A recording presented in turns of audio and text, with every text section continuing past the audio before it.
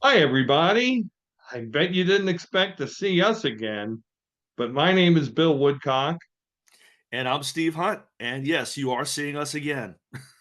and this is yet another edition of Forward Maryland. And we are back after a year and a half because you folks just couldn't do right without us. And that's the topic of today's episode, Steve. What the fuck happened in the 2024 elections? It's pithy to say something funny, like, oh, you had one job, Democrats, and you didn't do it. What is upsetting about what happened, and I think, today we'll provide kind of our own autopsy, is this was a very consequential election. This was very important. I don't know how you might feel, Steve, but I don't think a felon should be the president. I don't think that the person who was the worst president in the history of the nation since the Whigs should have been president again.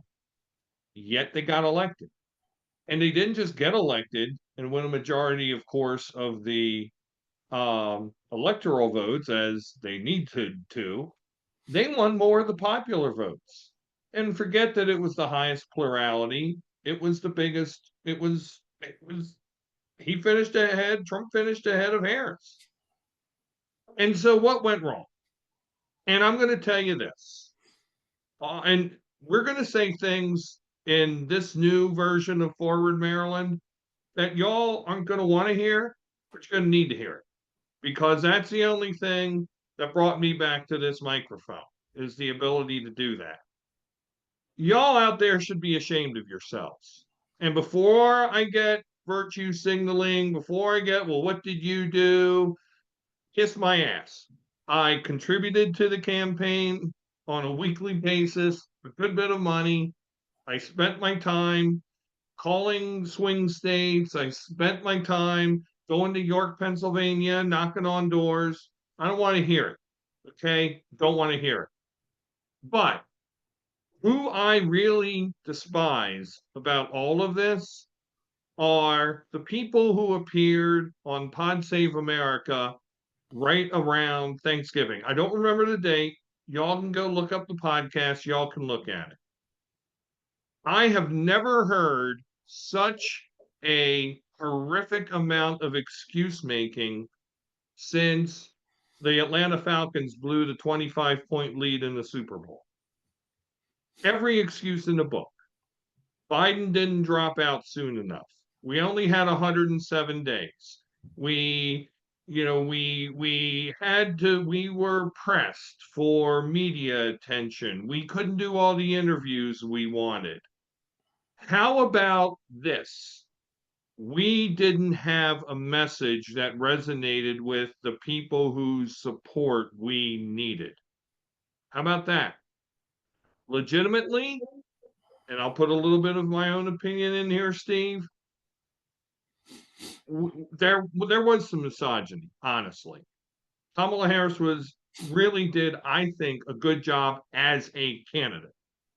And when you see the polls and the demographics that said more black men and Hispanic men voted Republican than had before, I'm sorry, but I'm going to say a considerable percentage of that is because they didn't want a woman president, and that's a whole other conversation.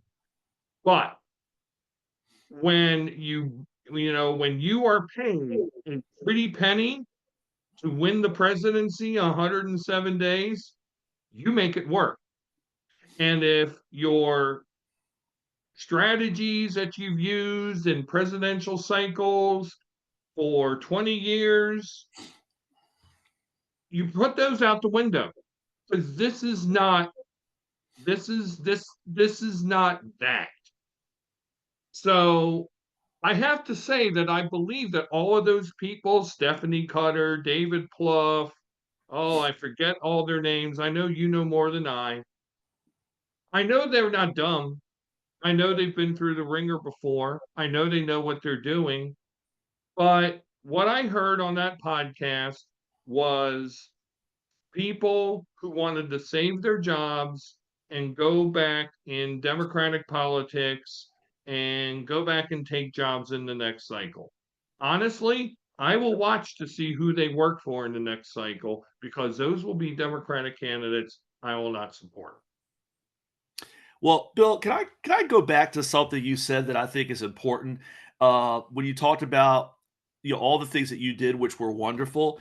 Um, when you go back to the whole idea of you had one job, the people I'm going to throw under the bus very quickly before we get back to the Pod Save America, because it was over an hour. I think it was like an hour and 20 minutes. And I will tell you, my phone barely made it through the first 30 because I wanted to throw the damn thing at multiple points during the first 30 minutes. So I would have had to call Apple Care or some shit because I was ready to go ballistic on these guys. I'll get to them in a minute. I want to talk to the voters out there because at the end of the day, Bill, as voters, you have one job. Guess what the job is? Vote. And I know all the numbers aren't in because I think California is going to be counting ballots until 2030 or something. I don't know what's going on out there with some of the races they haven't finished counting, but that's a whole other podcast as well. Trump, by the latest numbers I saw, got roughly 77 million votes, which is 3 million greater than he got in 2020. Um, Harris got around 75 million, or give or take. Biden got 81. So I want to know what the hell happened to those 6 million people who decided, I know where it happened because New Jersey, Harris won by 5. You don't win as a Democrat in New Jersey by 5 points unless people stay home. And that was a pattern in multiple states. Okay. You also had people who just decided to look at a singular issue and not look at the bigger picture. These undecided people, whoever the hell they are. And I'm seeing a whole lot online about people saying, oh my God, Trump appointed Huckabee ambassador of Israel, and he's got a Israel hawk in Marco Rubio that's going to be Secretary of State. Gaza's going to get blown apart.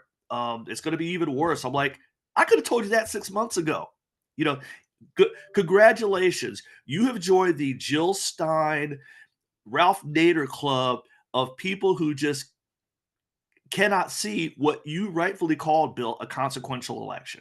So I have to take a minute and unload on people who, for whatever reason, decided, screw Biden, screw Harris, screw the Democrats. Congratulations. The next 4 years, you know what? I'm putting it on you. I'm not putting it on the Bills of the world who not only voted, but did all the things that, Bill, you talked about doing. I'm not going to put it on myself.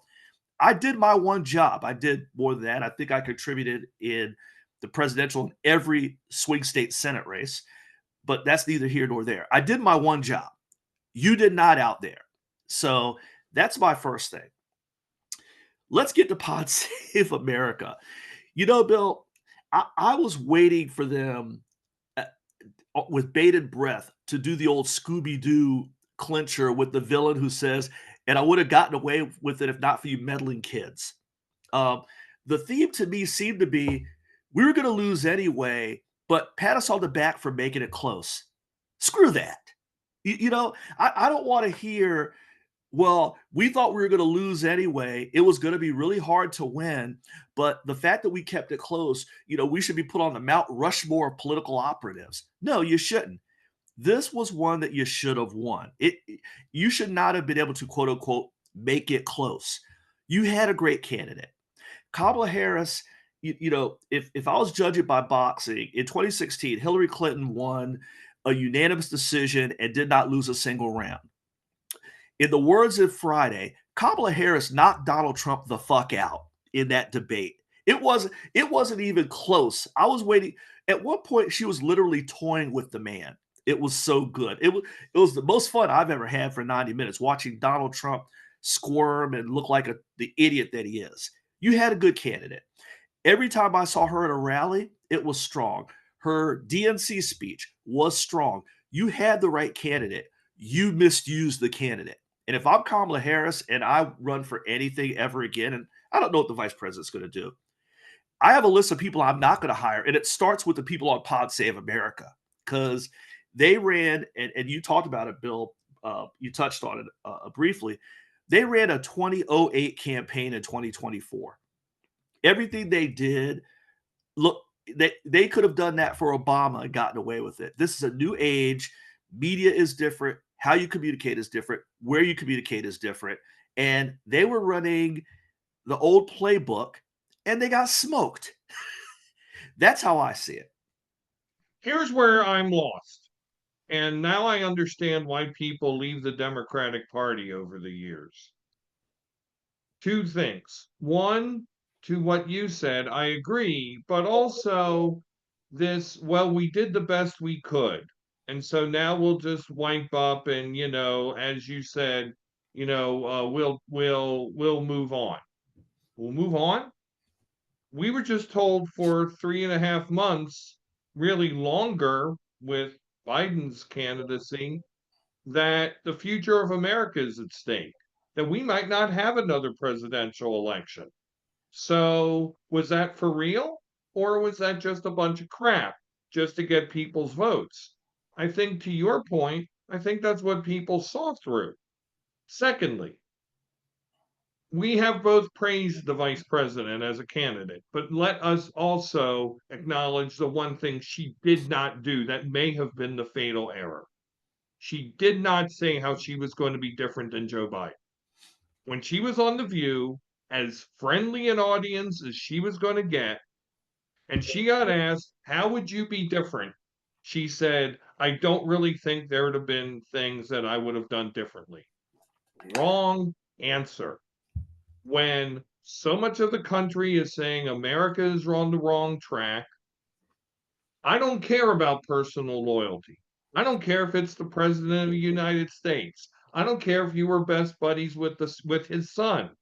If indeed you believe that American democracy is at risk, you say what's on your mind. And whether or not it's rolling anybody under the bus, so be it. Hey, Bill, can I jump in real quick?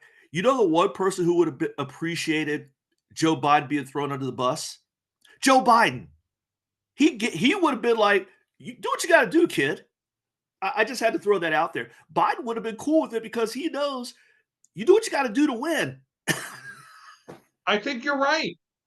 I think you're right. I don't think anybody would have thought it was beating up on her. Of course, they would have Republicans would have made hash over, oh, oh, now she's turning because they're desperate, whatever. But no, from that moment on, she penned herself in, and that played right into Donald Trump's strategy. He turned down a second debate, but if I were that campaign, all I would have done would have been not complain about that he turned down a second one.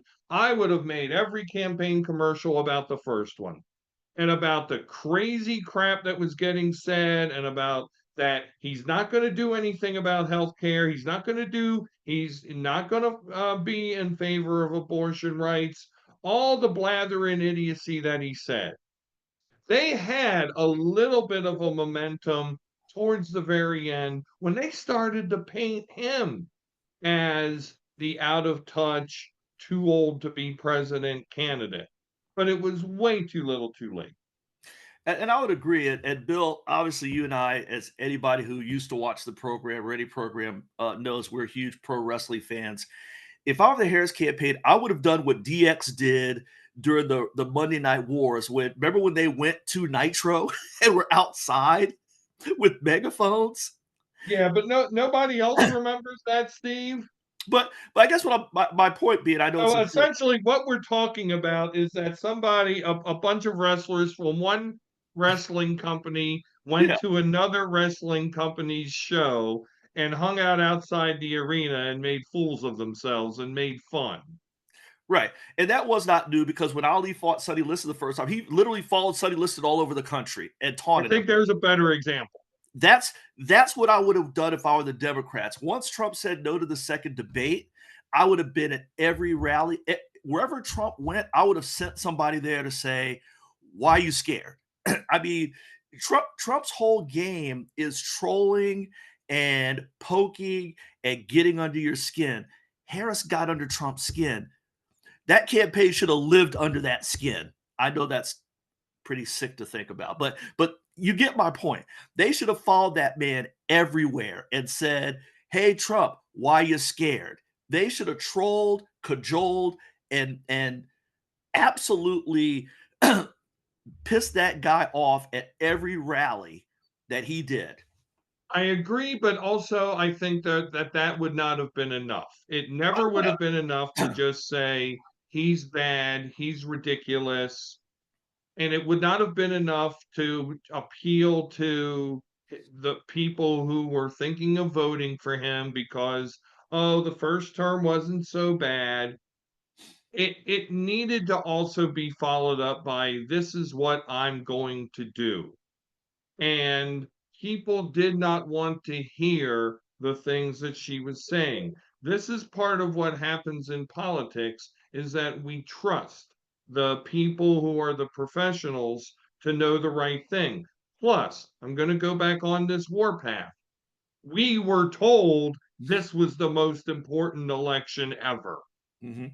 And again, if it is, you pull out all the stops. You don't, you run against your own your own administration. You run against your own policies.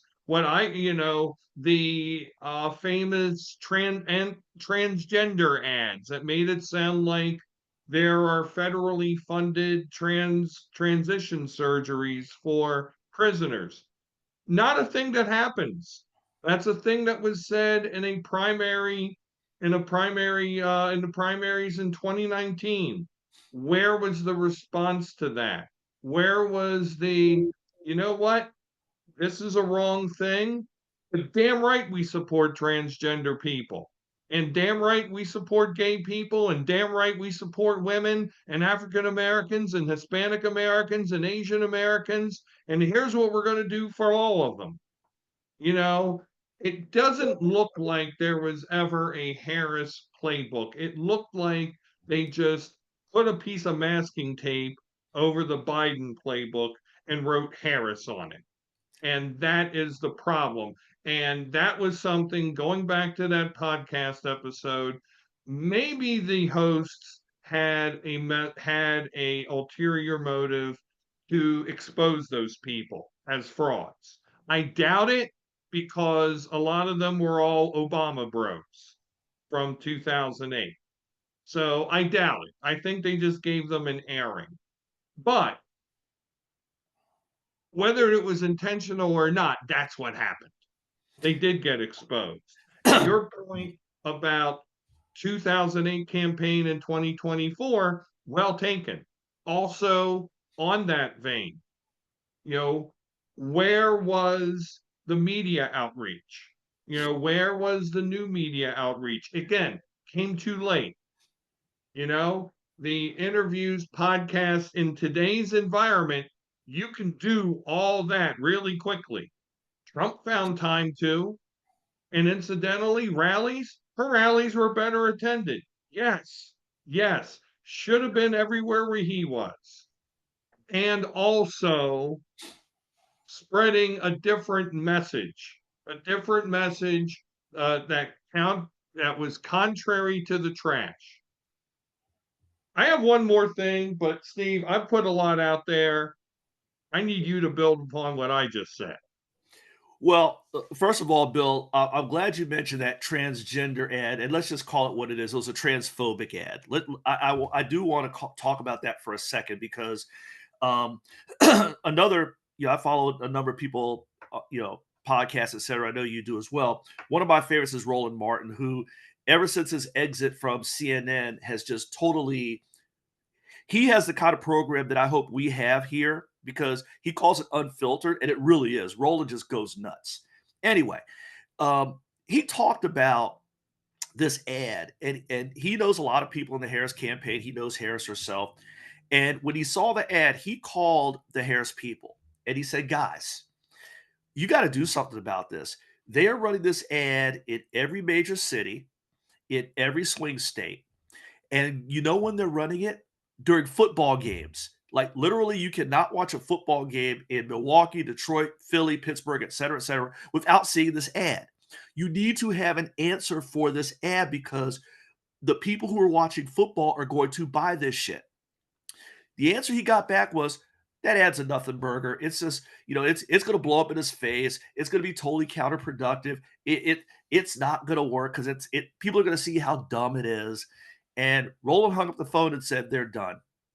And I think that goes to your point, Bill, about there's got to be a response. You don't let something like that just sit out there. And there was never a response. As far as the new media, since I was talking about Roland Martin and his program, you're right. You got to find time. I personally think not going on Joe Rogan was a mistake. I don't think you would. I don't know how many votes you gained by going on Joe Rogan's podcast, but not going on Joe Rogan's podcast just gave a talking point that you didn't need to give. You know, find some time. I know it's the whole, well, he wants you to come to his studio in Austin and blah, blah, blah, blah, blah. You know what? You've got what? North of $1 billion? You can't jump on, you can't turn your plane to Texas and drop down for, 2 hours to just go on the guy's show just to say you did.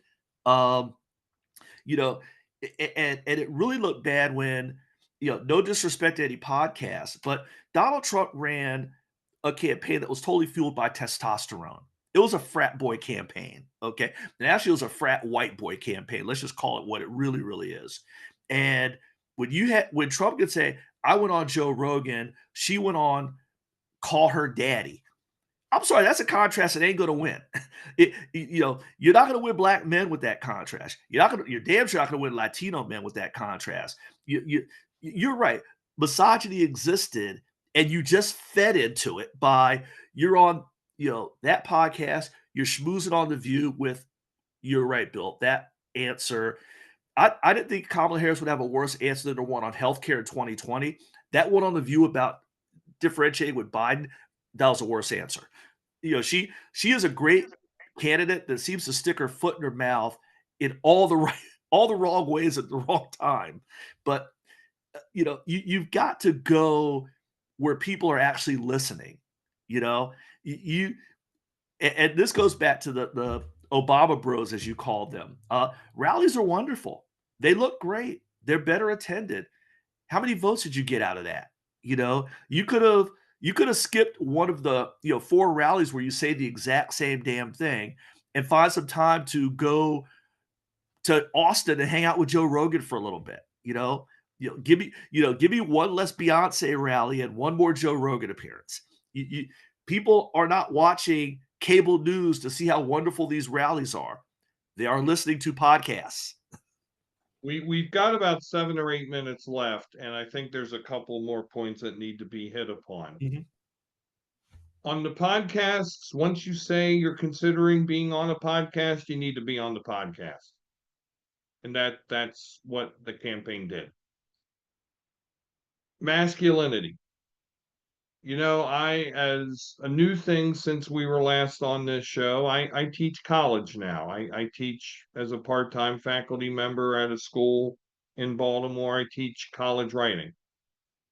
It disgusts me that those young men in that class see, as many of them, not all of them, many of them, see a thrice divorced or thrice married, twice divorced, serial sexual assaulter, failed business leader, more connections to organized crime gangs around the world than you would even know even existed in the world, who got himself elected twice, president of the United States, as their masculine hero, as an example of masculinity. What does it say for their relationships with parents, friends, and my God, women? What we needed is as much feminine horsepower as we could have mustered because that biggest glass ceiling needed to have been broken. Tim Walz seemed like a very nice man. He cut a very personable, friendly persona, but eventually, as many vice presidential candidates did, he got minimized.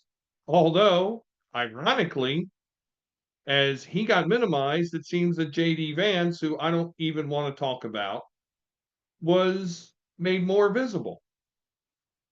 Kamala Harris made the wrong choice for vice president. And the answer was not Josh Shapiro. The answer was a woman. I don't know what woman, I don't know who, but the example I think of here was 1992. There was so much pressure for Bill Clinton to get a Dick Gephardt, a Bob Kerrey, somebody who was going to balance. And instead, he went with another Southern centrist. Mhm. And those two got along.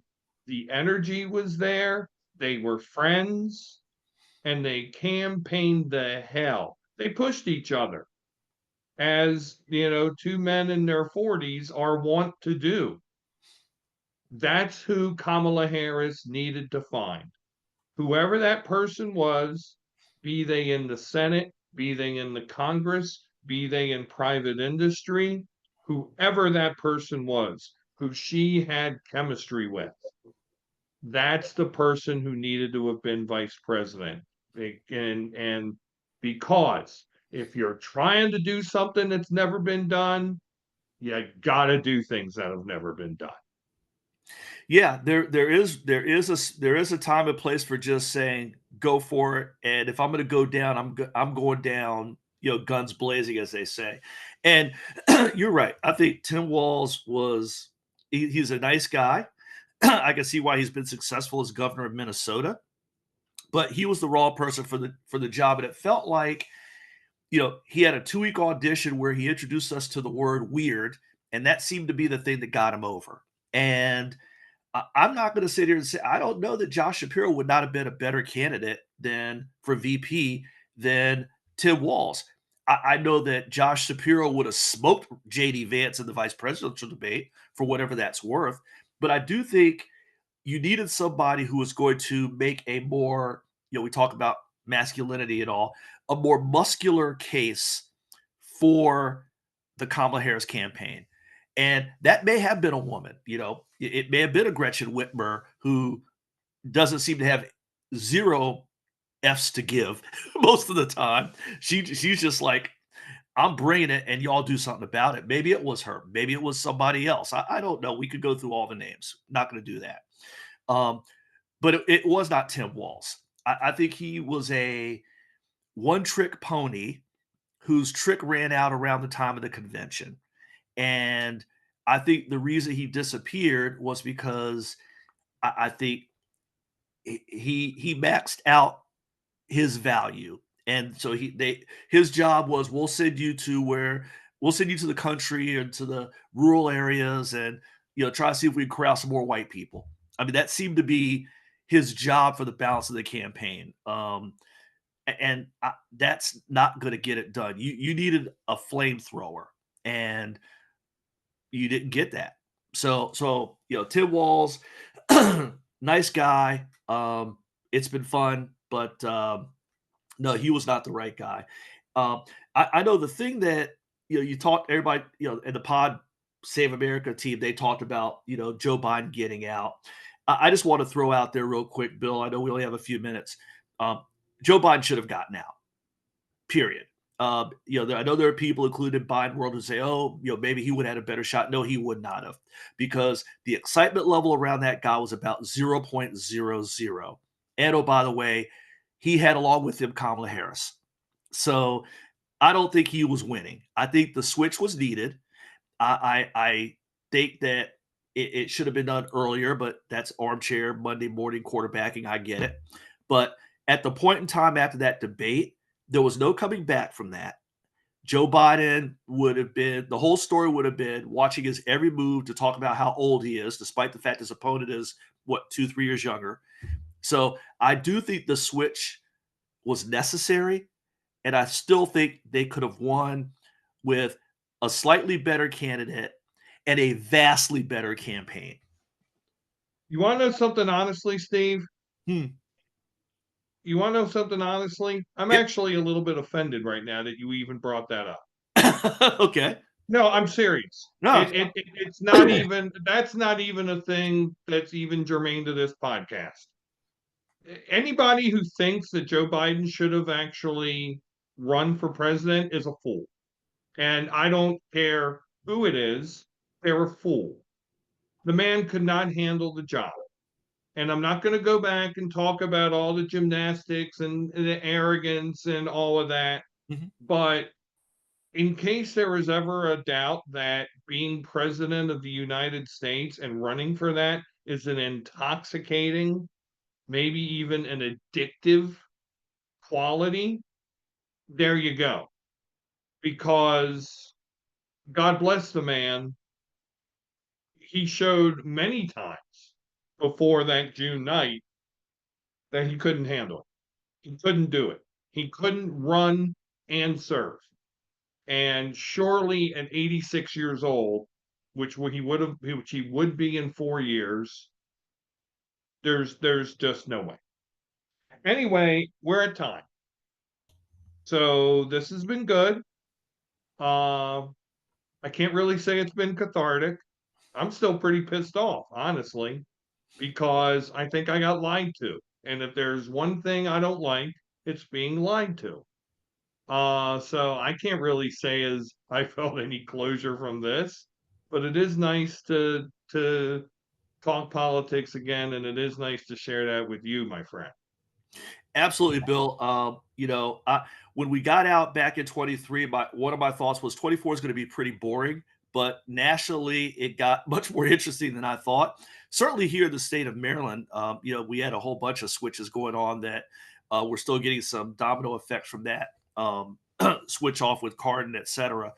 And uh, for me, I think this podcast, and hopefully the viewers got a sense of it as well. Um, there needs to be a real conversation about what happened, because I know, and again, the pod bros the Obama people seem to want to say, let's just move on. You're not going to move on successfully if you don't take a critical look at what the hell happened. And I think that's what we did here in part. There's so much more we could have talked about, but we're trying to keep it crisp here for you folks. Uh, I think the next step is to talk about what's next. There's a race for chair of DNC, and there's some names in there that, as soon as I heard them, I was like, no, I don't think so. 2008 call, they want you back.